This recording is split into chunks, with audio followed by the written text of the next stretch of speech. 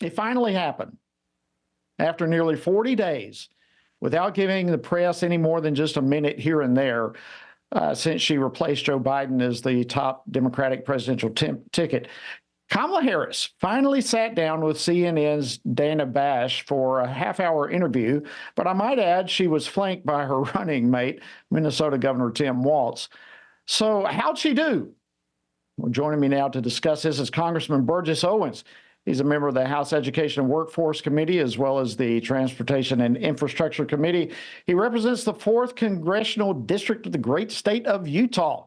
Congressman Owens, always good to see you. Welcome back to Washington Watch. Thank you, Jody. Looking forward to chatting with you, my friend, for sure. Well, listen, I think there's probably very little that was revealed last night in regard to her specific policies, but there seems to be a lot that can be said about the interview as a whole. So let's start at the top. First question that she was asked, let me play this clip and then we'll go from there. Clip number 3, please. If you are elected, what would you do on day one in the White House? Well, there are a number of things. I will tell you, first and foremost, one of my highest priorities is to do what we can to support and strengthen the middle class. When I look at the aspirations, the goals, the ambitions of the American people, I think that people are ready for a new way forward. It sounds like she's kind of saying we want to move on from the Biden-Harris administration, but wouldn't her administration just be a continuation of the Biden administration? Well, Jody, first of all, let me just say this. This was a great interview for our nation. Our nation's looking for leadership. And what we're seeing here, and it's obvious from how long it's taken for you to do this, keep in mind, we've been in this industry. We know what it is to go out and work hard to get people to trust us, to vote for us. I've been in the corporate world for 25 years in sales. You know what an interview looks like. You're trying to put your best foot forward. You're trying to show wisdom, vision, the ability to think on your feet, and she has none of that. So I think for American people, this was a good moment. What happened the last time when Biden was hiding in the basement cannot happen again. Our American people need to have the very best opportunities to move forward, and Kamala obviously is not it. So she is very, very shallow. The answer she gave never really pointed in terms of policies. I don't think she really understands the policies. And I'll just say this one thing that I think many of us can kind of look back over the last few years and realize where we are now. There was a time we were talking about participation trophies. There was a time we talked about affirmative action. And then, of course, lately, DEI. There is a sense of entitlement that comes from all of those ideologies. An entitlement that says, I don't have to have merit. I don't have to be the very best in the room. I just need to be the right person, the right color, the right gender. That is not the American way. And we do it that way. Again, we have a lot of pain coming our way. So I'm very, very happy that American people had a chance to see this interview last night. Good point.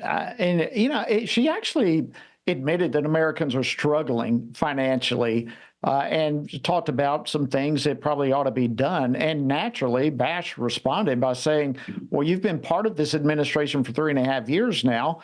Basically, why haven't you done anything about it? Play clip 4. You have been vice president for 3.5 years. Yeah. The steps that you're talking about now, why haven't you done them already? Well, first of all, we had to recover as an economy, and we have done that. I'm very proud of the work that we have done that has brought inflation down to less than 3%. I mean, come on. She's bragging about bringing inflation down, but it's still up significantly from where it was under Trump. What do you make of how this administration likes to compare itself? But we're at our worst. It's so much worse than what it was all like when she came into office. Well, keep in mind, this has been a waited for interview. It's been, 40 plus days. The one thing that Kamala has a history of, or a reputation, is she does not like to work. She does not like to do the heavy lifting of preparation. And obviously, whatever they did to prepare for this conversation, this interview, she did not take it seriously, or she just cannot do the job.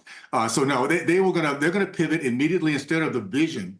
This is what happens with President Trump. Think about it. He's always talking to things he wants to do. He's being innovative. He thinks outside the box.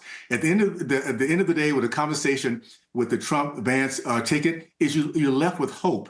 you're left with the idea that this is not the way it has to be, that we could be so much better. And then you look at the kind of people that they put themselves around. This team of rivals that we're seeing with the Trumps is so exciting to me, because you have innovators, people that are bold, who've actually succeeded in life. And then you look at the Harris ticket.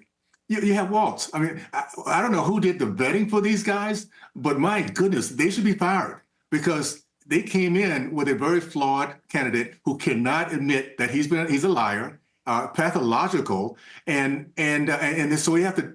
Again, it talks about the type of capability to find good people to surround yourself with, and that's another thing that Kamala has been very non-successful in doing, for sure. Yeah, and another thing that seemed to come out over and over and over in the interview was different areas in which Kamala Harris apparently now seems to be flip-flopping on, just from one issue to the other.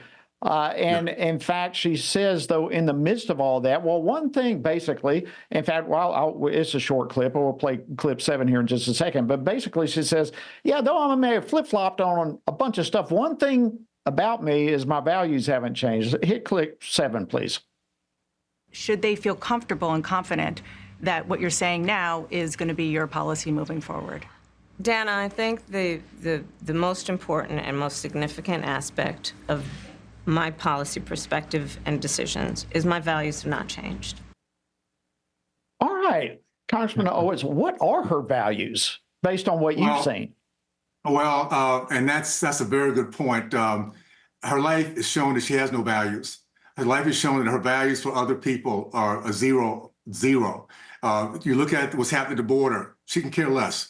I spent more time on the border as a congressman than she did as a vice president.